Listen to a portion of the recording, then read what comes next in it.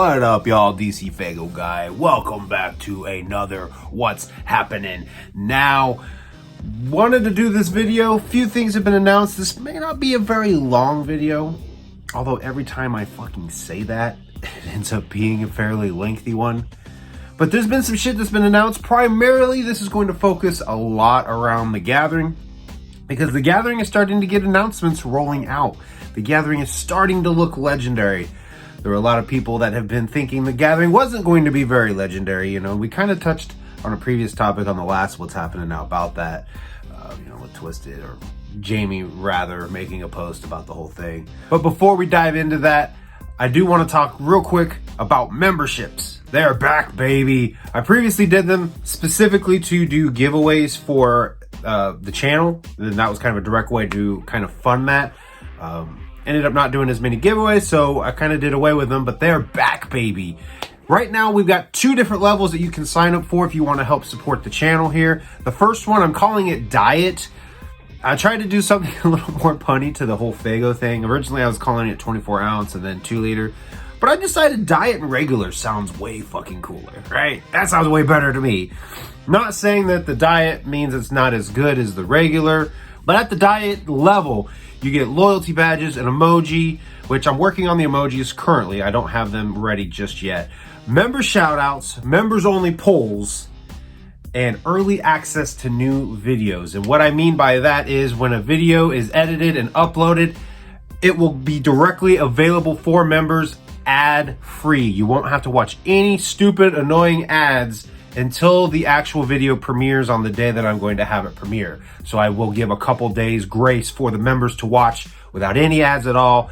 Then when the video finally premieres, it will be monetized and have those annoying ads. So if you want to watch videos without annoying ads, 99 cents is as much as it's going to cost you. It costs you less than an actual Fago does to watch my videos without any kind of ads, and it helps support the channel here.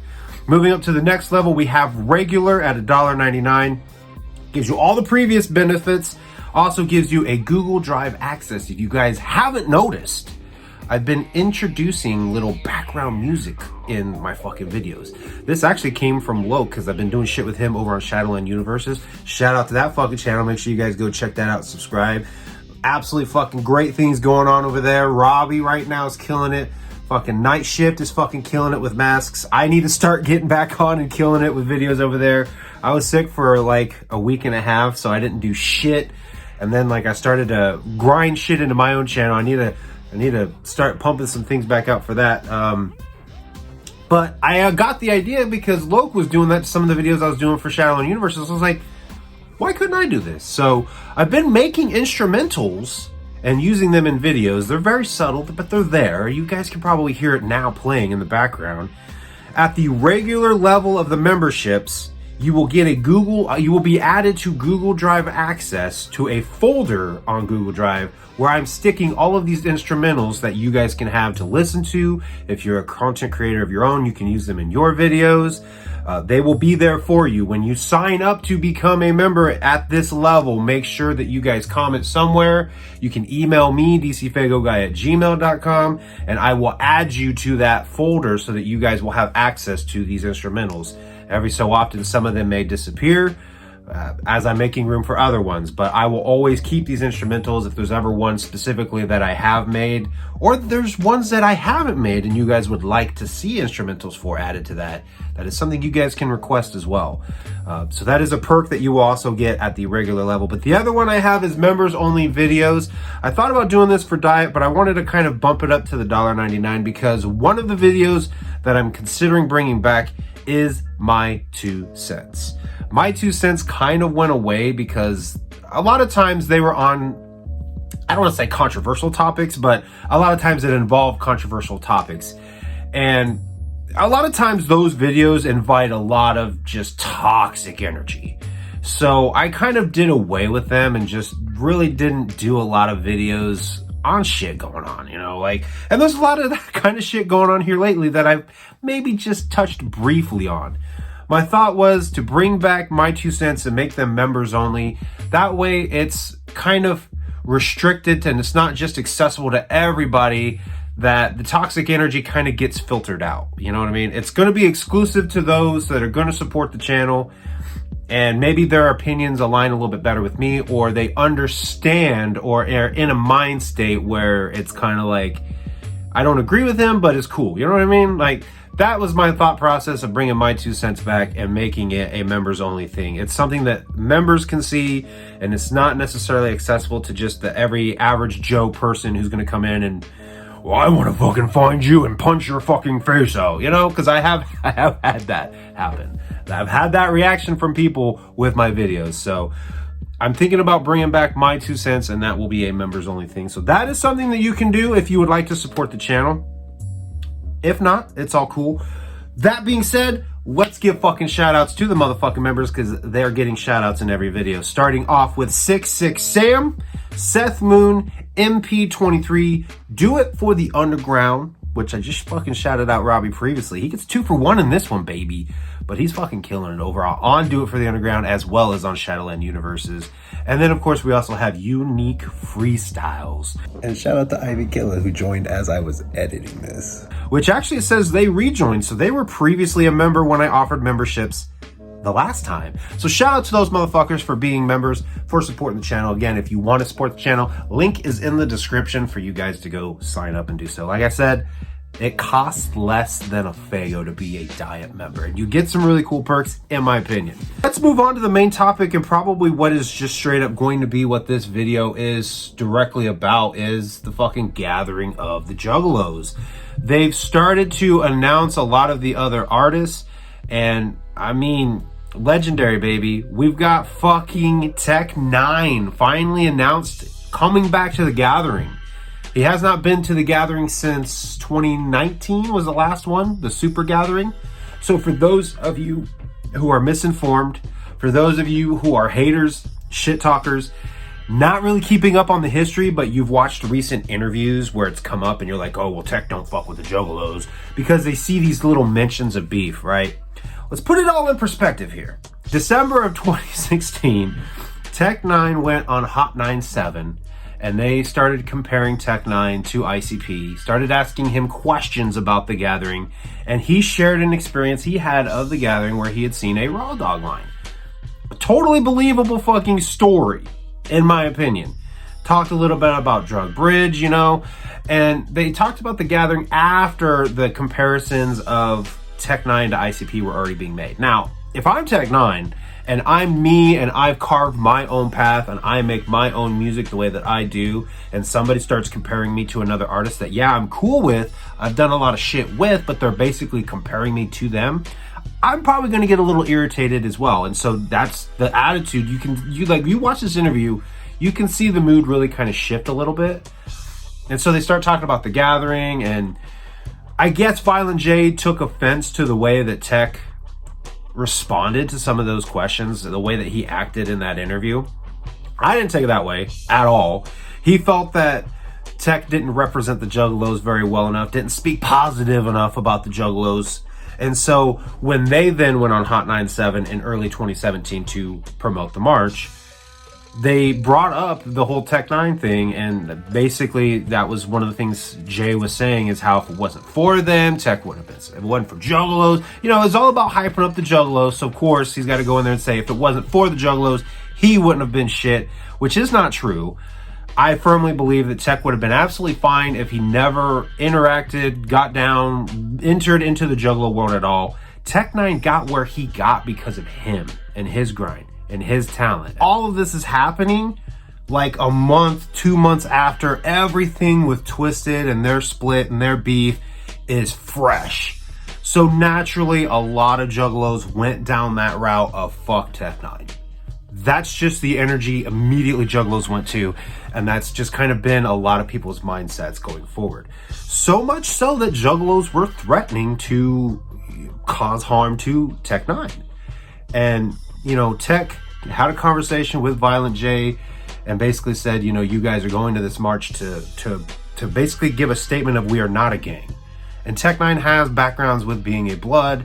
Natural is like, it, you know what I mean? Like, we don't want to go there with it. You know what I mean?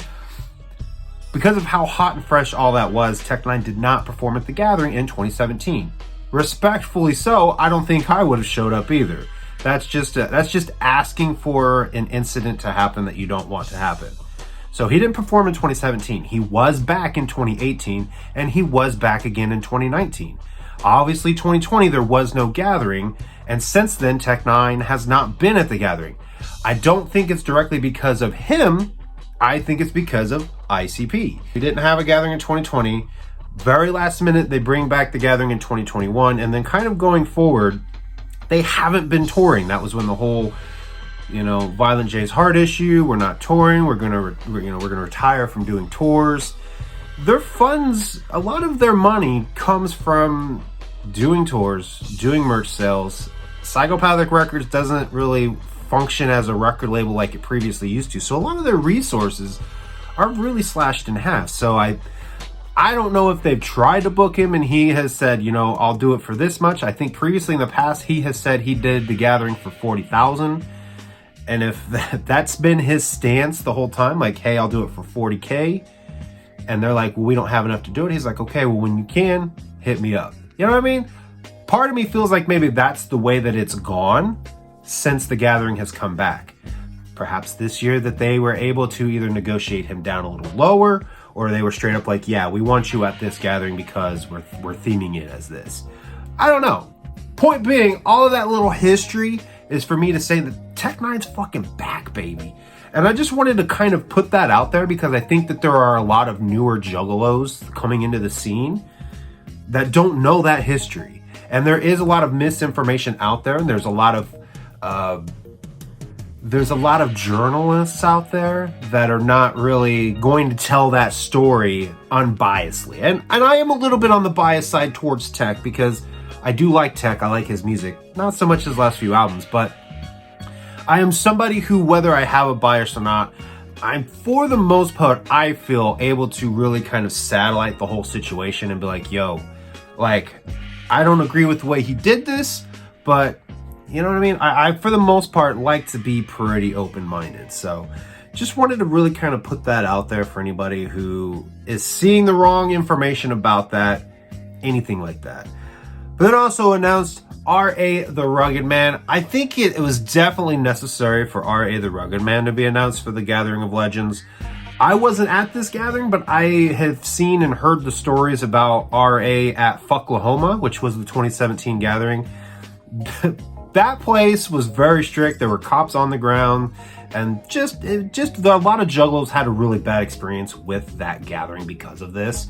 And I guess the night that R.A. the Rugged Man performed, there was like this curfew that they were trying to impose on the Gathering, which, I mean, if I'm not mistaken, the venue where the Gathering was at that year was in the city limits of Oklahoma City. So, I mean, I get it, but it's also kind of like, bruh, it's a fucking festival. You know what I mean? But they cut off the microphones, they cut off the lights, and R.A. the Rugged Man, and I'm telling this all secondhand, so if I'm getting any information incorrect, that is why I'm paraphrasing. So if you were there and you've seen it, definitely feel free to comment the experience and how you experienced it. My understanding is he ended up getting a fucking megaphone and performed the rest of his set on a megaphone, which, legendary, baby. He was like, fuck the cops, man. Fuck that. I'm here to give a show. I'm going to give a fucking show. So hearing that story and knowing that took place, that's fucking legendary, baby. You got to have R.A. the Rugged Man back. And then this was actually just very recently announced.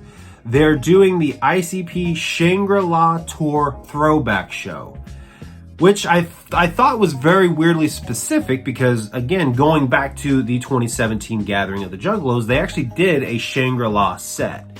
So I'm assuming that this isn't going to be a Shangri-La set where it's just Shangri-La front to back. This is going to be the set list from the Shangri-La tour that took place back in 2003. So I imagine it's going to have a nice chunk of Shangri-La as part of it, but I think that set list is also going to be other songs as well. And actually, in the announcement for this, they said that it was bootlegged in LA, which if you don't have the DVD for bootlegged in LA, you probably should be able to go find it on YouTube, I would think. I think they still sell the DVD. It's one I don't actually have that I haven't seen, so I might go check that out myself.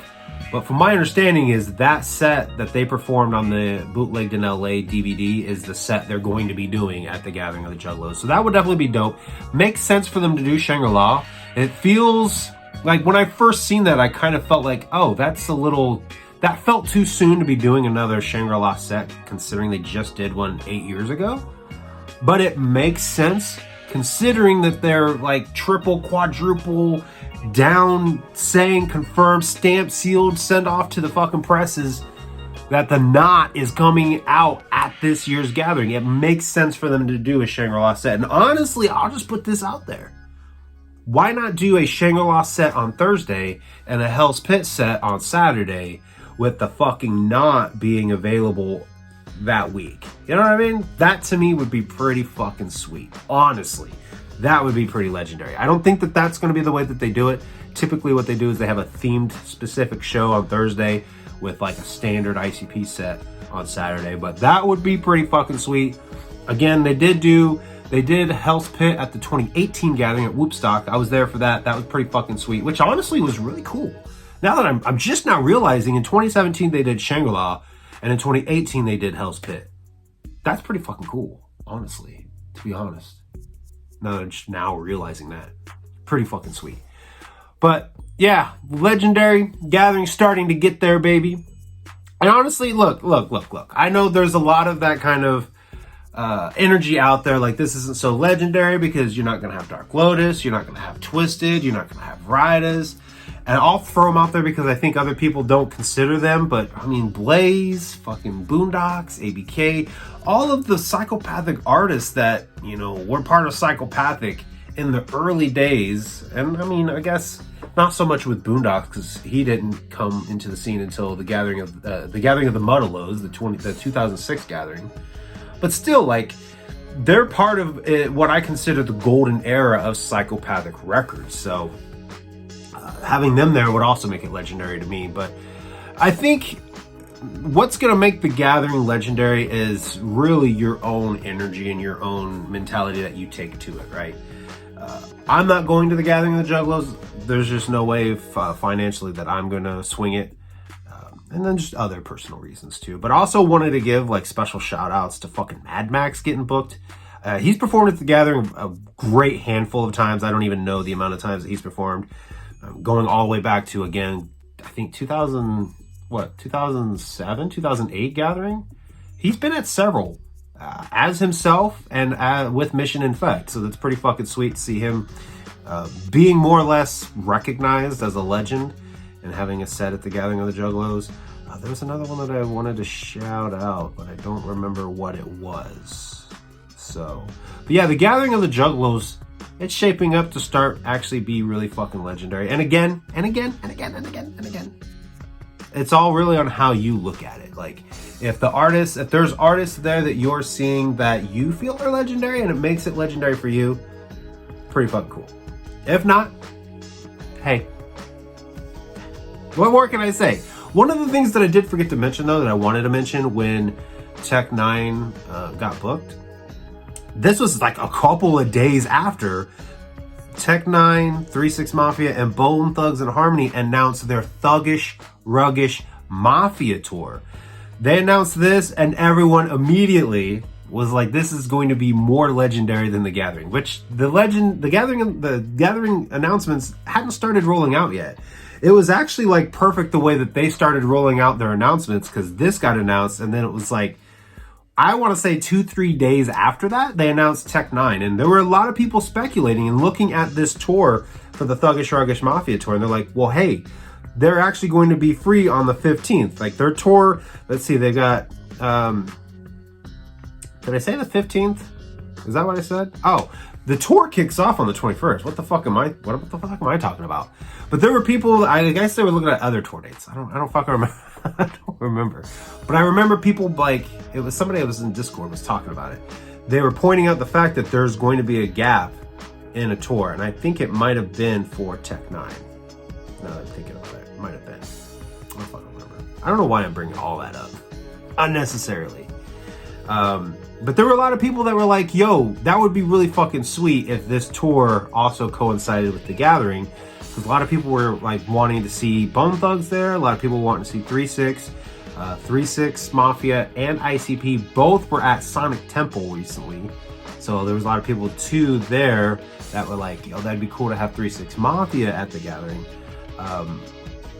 And maybe that's possible. I'm not gonna rule it out, but I think Bone Thugs being there and 3-6 Mafia being there would definitely be pretty fucking sweet.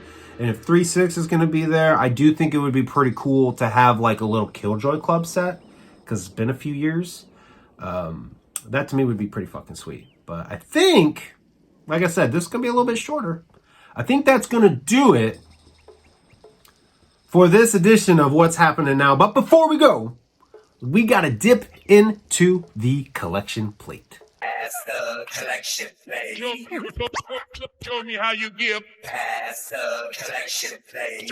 All right, so the way that I'm going to start doing this for sure is, if you become a member and you comment on an episode of What's Happening Now, your comment automatically directly is in the collection plate, and I am going to bring it up.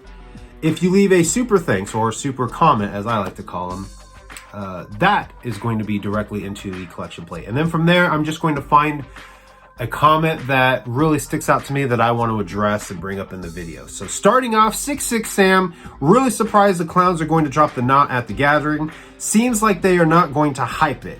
I would have rather have another Eastside Ninja album than a new Lotus project. I like the new Twisted. I like to see them perform those songs as well. So he's kind of talking on a couple topics there from the last episode of What's Happening Now. I'm really surprised too that they're going to release the Knot at the Gathering. I honestly would really like to see a image review. We obviously have the name confirmed 100%. It will be called the Knot, but we still don't have an image. Which I guess the more that I think about it, like, I guess I don't necessarily need to have an image, but I do think it would be really fucking sweet. And honestly, they're still going on their tour. They're not farewell tour right now. It just kicked off and they're going more. I think this one's more so in the Midwest, if I'm not mistaken. I think it ends in Chicago, which, hey, there's still an opportunity for them to, on the last date of this tour, be like, oh, one more thing before we leave. This is the image of the brand new Joker's card, and then have that backdrop drop. That to me would be still pretty fucking sweet, pretty fucking epic. And let's see, that tour ends off, I think, at the end of... It kicked off in June, but is it going through July? I did not have that pulled up. I did not come prepared with that graphic of what that looks like to know when it ends.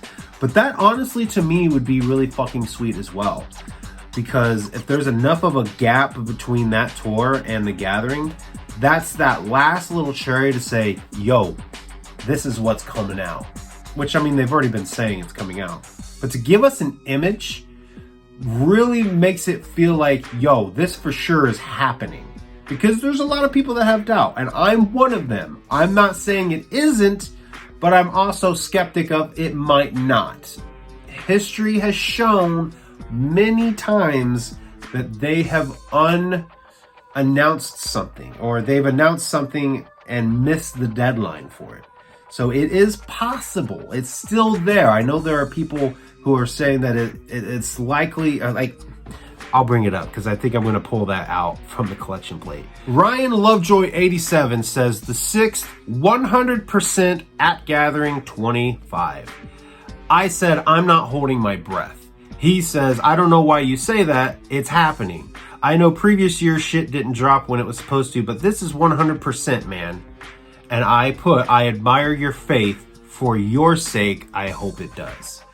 And pretty much why I say that is, and I'm not trying to say it's not going to happen, but I'm not holding my breath because there's still that possibility that it's not going to come out.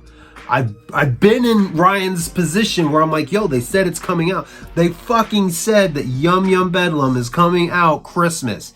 Christmas came, it's not coming out. They turn around and said it's dropping in March of 2021. March 2021 came and it did not come out, and it did not come out until Halloween of 2021. So when I say this, I say this because of albums like that.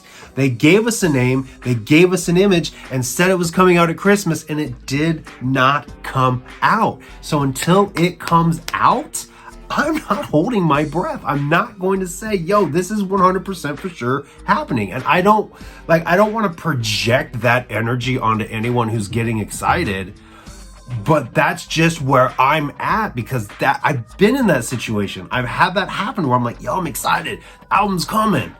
And it didn't come. So then I got re-excited. Oh, it's coming. Yo, fucking March is coming up. And then the March comes and it doesn't come out. And it's like, well, what the fuck? And a lot of times with no explanation of what the fuck is going on. Where's the album? They did it a little bit with the seeds as well. So I'm at this place where I'm not getting my hopes up until I have a pre-order fucking link, and then I could say, yo, this is coming out. And even then, they've had pre-orders come out, and they've been late sending out pre-orders. That's happened with The Marvelous Missing Link Lost. So, I mean, there's history here that's put me in the place that I'm in, and I'm not trying to be negative. I'm not trying to be hateful. I'm not trying to be spiteful. I'm not trying to be toxic. I'm just being real. That's where I'm at with the fucking situation because of the history of it. So for Ryan's sake, I really hope it comes out at the Gathering. I think it would be pretty fucking sweet for it to come out at the Gathering, since they've been saying that. So, and just to kind of return it around into something positive, because I don't like to go down that road. Ryan Lovejoy also said, whoop whoop DC Fago guy. Whoop whoop, Ryan, man. Unique Freestyles said, well done for continuing to keep gathering information. I didn't plan for this What's Happening Now to be about the Gathering. I actually came in here trying to decide if I wanted to do a low-key review or if I wanted to do my review for The Bastard Son. I really need to get that review out. I've got like a fucking plethora of video ideas that I want to do. It's just like figuring out where I want to go mentally with it. And maybe that's a member poll that I'll do. So become a member. I'm going to put a poll up, I think, to try to decide which way I should try to direct that energy. Rolling Star says having the most important album of the second deck drop without the traditional image reveal and any promotion seems quite anticlimactic. There are probably juggalos who will find a way to twist it into a positive with their mental gymnastics, but I don't think there's any master plan behind this. It's just laziness and not really caring that much anymore. The album could end up being one of those 90% Jay and 10% Shaggy CDs, as only 2 months ago Shaggy was under the impression that there was no possible way that the album would be ready for a Gathering release. So on that note, I kind of had that same thought like when Shaggy was saying no, there's no way. Seeing the episode of The Shaggy Show with Jay, and he was like, the way he said it, I don't know if I'm going to have the clip play here real quick or not. It just depends. But he basically like kind of reversed on that. He kind of was like, yeah, when you were saying it's coming out, I was like, oh, should we be saying that? Part of me now thinks that they were working on it very secretly all along. And so when it came out, that was him trying to put out fires. Maybe I'm wrong. Maybe not. Because I know he also said in there that he's been in the studio with Mike. So maybe that was him just speaking more openly about it. Or maybe that was him like, hey, we are working on it now. I don't know. I really don't know.